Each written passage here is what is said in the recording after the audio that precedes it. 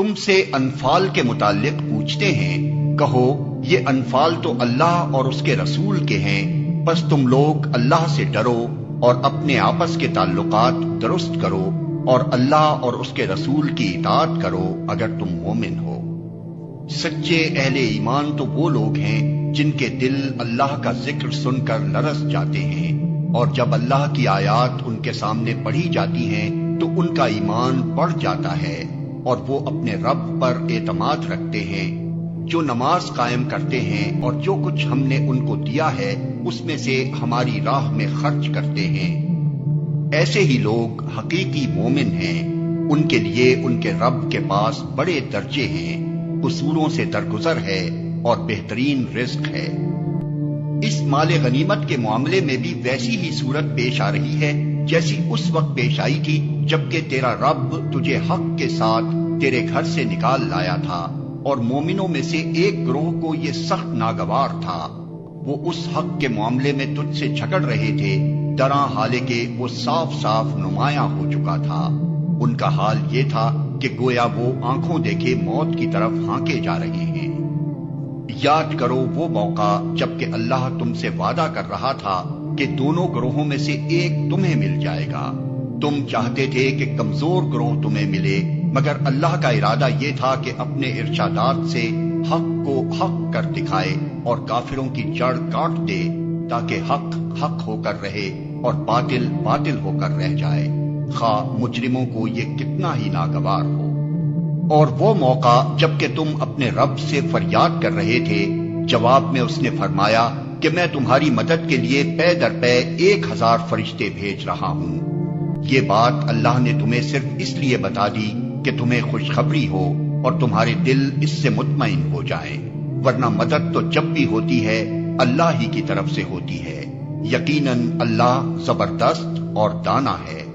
اور وہ وقت جبکہ اللہ اپنی طرف سے غنودگی کی شکل میں تم پر اطمینان و بے خوفی کی کیفیت طاری کر رہا تھا،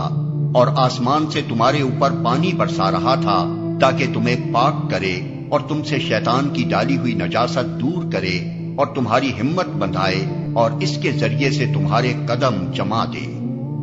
اور وہ وقت جبکہ تمہارا رب فرشتوں کو اشارہ کر رہا تھا کہ میں تمہارے ساتھ ہوں، تم اہل ایمان کو ثابت قدم رکھو، میں ابھی ان کافروں کے دلوں میں روب ڈالے دیتا ہوں، بس تم ان کی گردنوں پر ضرب اور جوڑ جوڑ پر چوٹ لگاؤ۔ یہ اس لیے کہ ان لوگوں نے اللہ اور اس کے رسول کا مقابلہ کیا، اور جو اللہ اور اس کے رسول کا مقابلہ کرے اللہ اس کے لیے نہایت سخت گیر ہے۔ یہ ہے تم لوگوں کی سزا، اب اس کا مزہ چکھو اور تمہیں معلوم ہو کہ حق کا انکار کرنے والوں کے لیے دوزخ کا عذاب ہے۔ اے ایمان لانے والو، جب تم ایک لشکر کی صورت میں کفار سے دوچار ہو تو ان کے مقابلے میں پیٹھ نہ پھیرو۔ جس نے ایسے موقع پر پیٹھ پھیری الا یہ کہ جنگی چال کے طور پر ایسا کرے یا کسی دوسری فوج سے جا ملنے کے لیے، تو وہ اللہ کے غضب میں گر جائے گا، اس کا ٹھکانہ جہنم ہوگا اور وہ بہت بری جائے بازگشت ہے۔ بس حقیقت یہ ہے کہ تم نے انہیں قتل نہیں کیا بلکہ اللہ نے ان کو قتل کیا، اور تو نے نہیں پھینکا بلکہ اللہ نے پھینکا، اور مومنوں کے ہاتھ جو اس کام میں استعمال کیے گئے تو یہ اس لیے تھا کہ اللہ مومنوں کو ایک بہترین آزمائش سے کامیابی کے ساتھ گزار دے، یقیناً اللہ سننے اور جاننے والا ہے۔ ان کافروں سے کہہ دو اگر تم فیصلہ چاہتے تھے تو لو فیصلہ تمہارے سامنے آ گیا، اب باز آ جاؤ تو تمہارے ہی لیے بہتر ہے، ورنہ پھر پلٹ کر اسی حماقت کا اعادہ کرو گے تو ہم بھی اسی سزا کا اعادہ کریں گے، اور تمہاری جمعیت خواہ وہ کتنی ہی زیادہ ہو تمہارے کچھ کام نہ آ سکے گی، اللہ مومنوں کے ساتھ ہے۔